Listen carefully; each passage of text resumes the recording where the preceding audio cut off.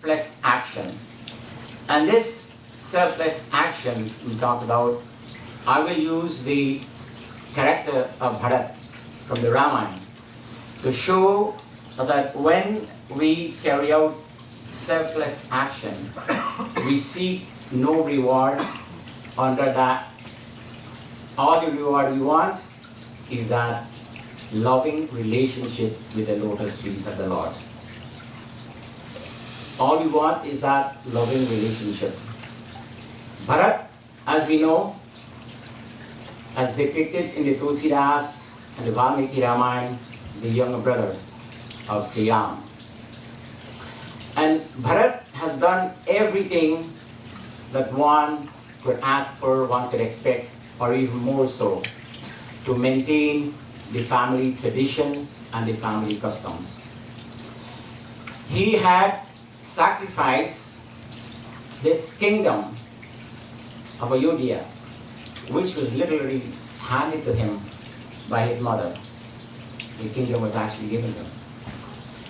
But because of his commitment to his family tradition and his family heritage, which is the Rebel code, and the Rebel code, the tradition has always been that it is the eldest son that will inherit the kingdom. The kingdom is always given to the eldest son. And Bharat, even though his mother wanted him to have this kingdom, Bharat did not want it, because if Bharat would have accepted that kingdom, then there would have been no Bharat. Bharat would become just like every other brother, would become just like every other human being. But Bharat has set the stage and an example for us to say that in this world, material wealth does not really matter, that it's not really that important if we do not attach ourselves to it. Material wealth really doesn't matter that much if we do not attach ourselves to it. If we attach ourselves to that material wealth, then we become slave to that material wealth, because we think nothing more about, and all we want is that material wealth. Bharat had that material wealth, but what Bharat wanted, he wanted to have that devotion to his brother Sri Ram lotus feet. We will see that how Bharat and this process of denouncing this material wealth, that how he had literally severed that relationship with his mother.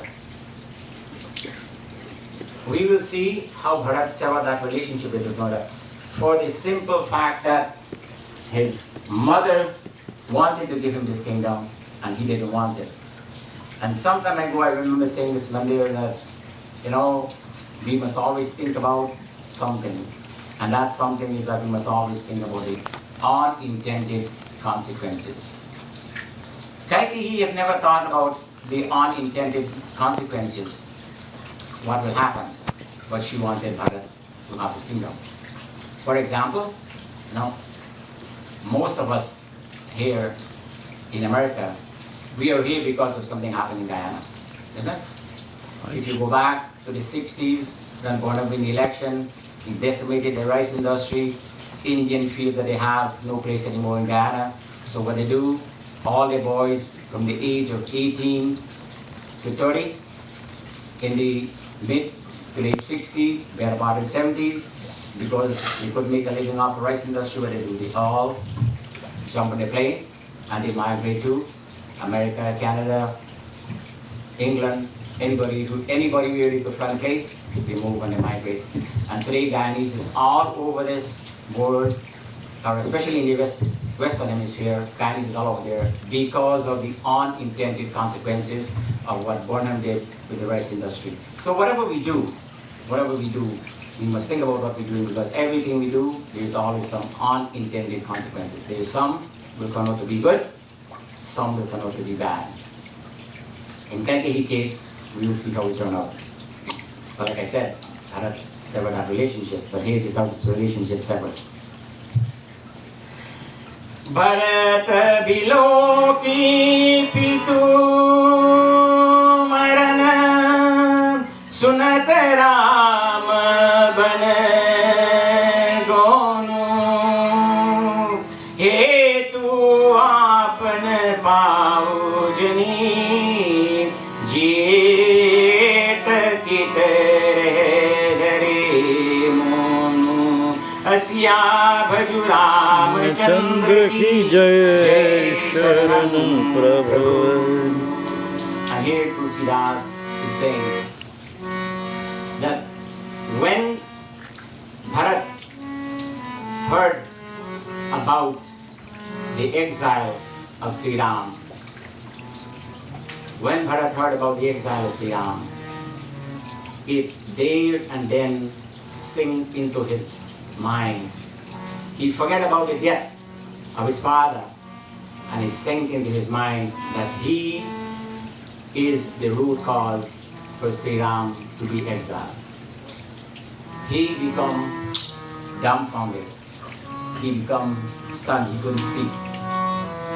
And he become this state of lamenting not for the death of his father, but for the consequences of what he perceived himself to be the cause of, and that is for the exile of Sri Ram.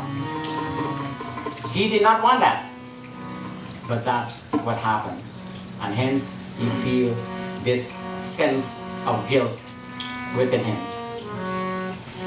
And he felt this sense of guilt because of what his mother thought she wanted. And she wanted him to be king. She never asked him, but that's not what he wanted.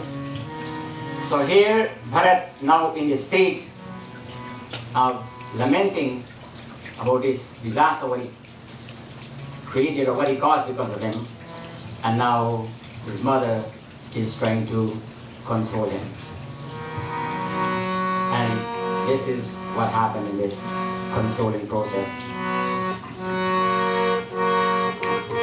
Sri Ram Jai Rama, Jai Jai Rama.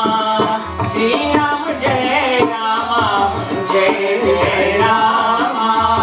Sri Ram Jai Rama, Sri Ram Jai Rama, Jai Jai Rama. Sri Ram Jai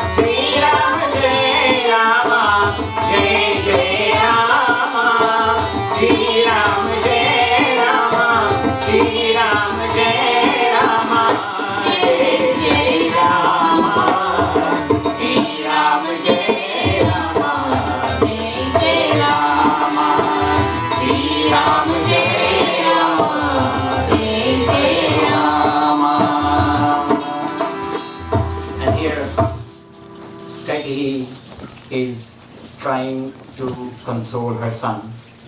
But Tulsidas is saying here that in the process of trying to consoling her son, she's adding salt to the wound. She's only making it worse. And what she said? She said, the king my son is not fitted to be lamented over. Doesn't worth to grieve over him. He have reaped a rich and prosperous life. He attained all the merits there is to enjoy, and therefore we must not lament over him. But really, is Bharat lamenting over his father? No. And she continued to utter these words to him.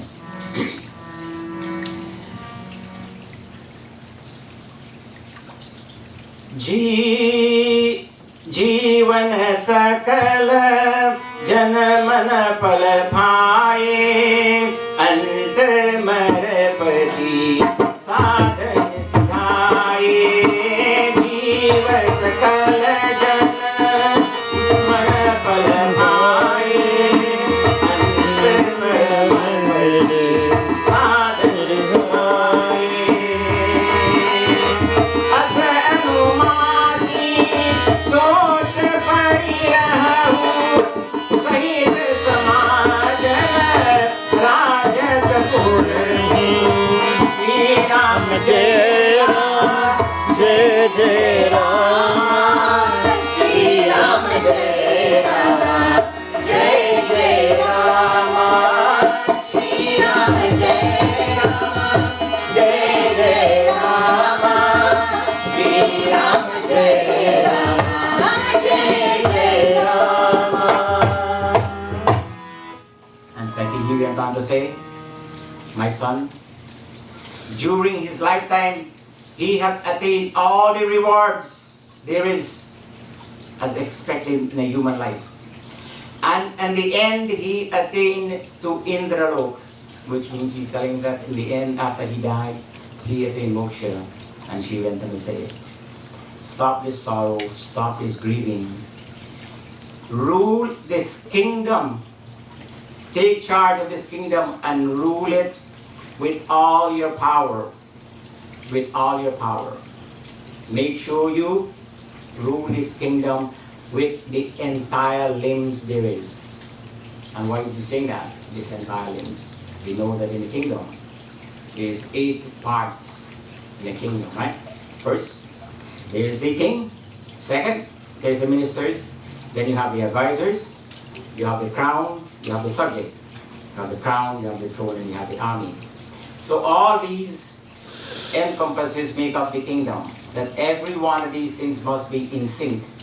If one of them doesn't fix, it's like a bicycle wheel and a chain and the sprocket. You know, you won't get one sprocket missing. Chain gonna miss, right?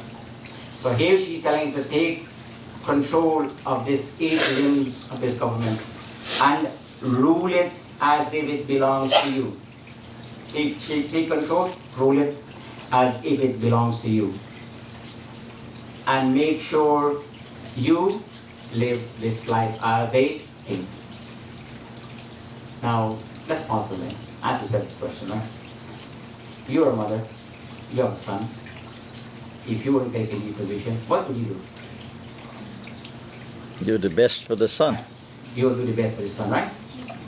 But shouldn't the mother also think about the consequences?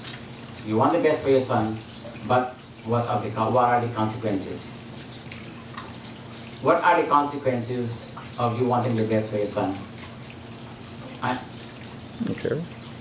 There is consequences. In whatever we do, there is consequences. Remember I said about this word? Remember? There's always unintended consequences. And she continued. O Suti Sut Sanehu Rajkumaru Suni Suti Saha Mehu Rajkumaru Paake Chan Janu Lage Ram Sri Ram Sri Ram Jai Jai Ram Ram Sri Ram Sri Ram Jai Jai Ram Dheeraj dhari pati lehi asasa Dheeraj dhari pati lehi asasa Papni sabhi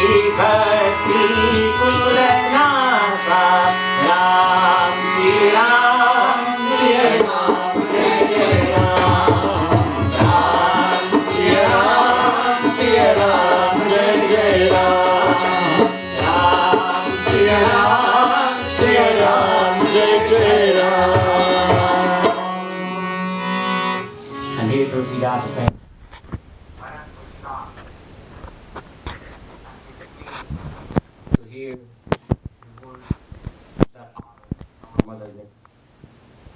He was shocked and he said, when you were thinking about this,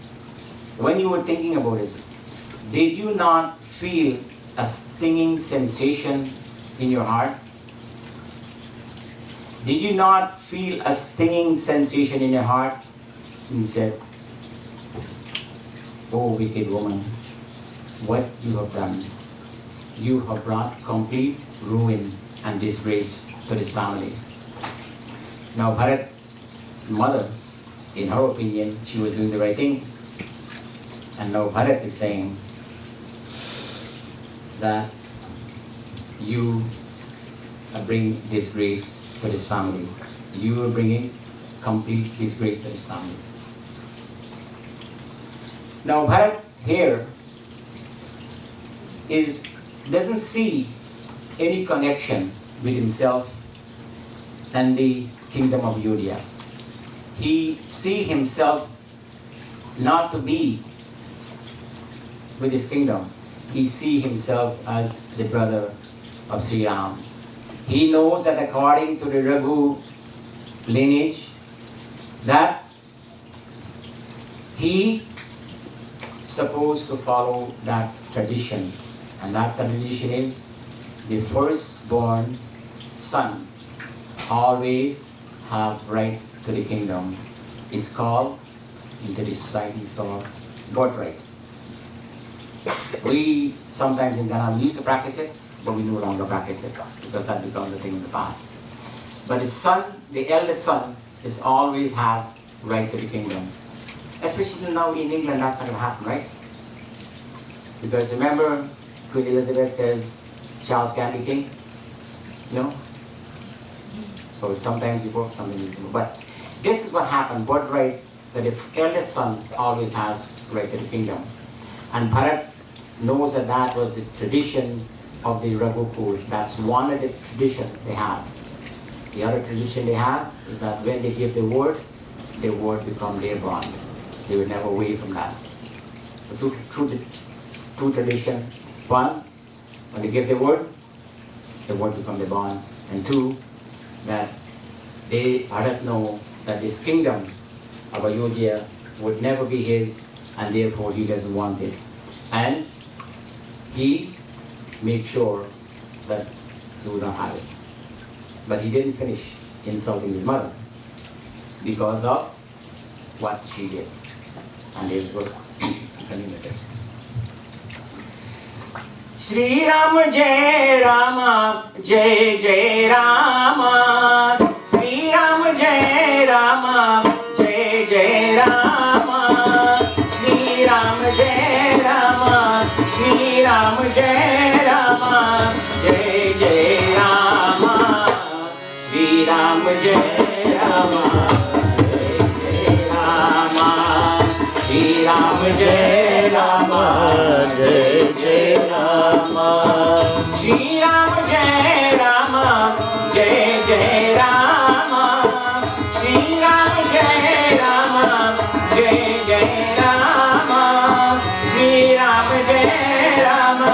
Shri Ram Jai Rama Jai Jai Rama. Shri Ram Jai Rama Jai Jai Rama.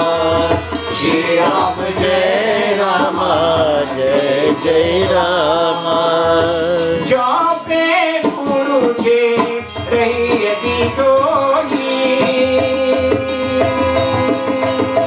Jo pe guru ji rahiyati tohi. Janamat kahe na mare mori. Mere kati de Palu Sija Nite Jiyanandani Paranyuli Ja Nite Jiyaniji Paranyuli Ja Shri Ram Jai Rama Jai Jai Rama. Shri Ram Jai Rama Jai Jai Rama.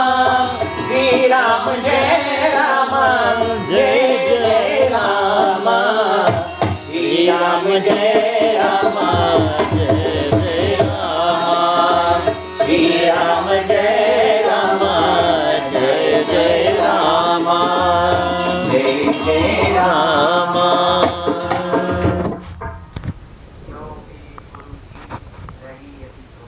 जनमत काहे न मारे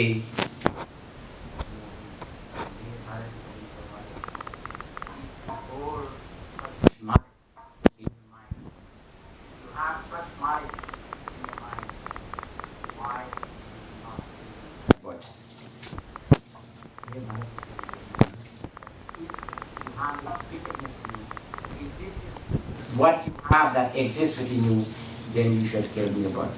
You know, back home I remember when the kids you were little and you play bad, you know, your mother tell you, I wish you God give you salwa when you were little, right? No, never heard it? Yeah. So here Bharat is telling his mother that because of your wicked deed, that you should kill me at birth. He said, Pere kaati te pale husicha nit hi jiya na niti barani ulicha. He said, you cut down the tree and now you're trying to water the leaves to keep it green. You cut down the tree and now you're trying to water the leaves to keep it green. You drain the pond and now you want the fish to stay alive. Now just think about this for a minute, right? You cut the tree down and then you water the leaves and you're hoping that the leaves are going to stay green, right? That could never happen. That would have happened. It's totally impossible. Just like how fish cannot live without water. So here Bharat is telling his mother that by doing what you did,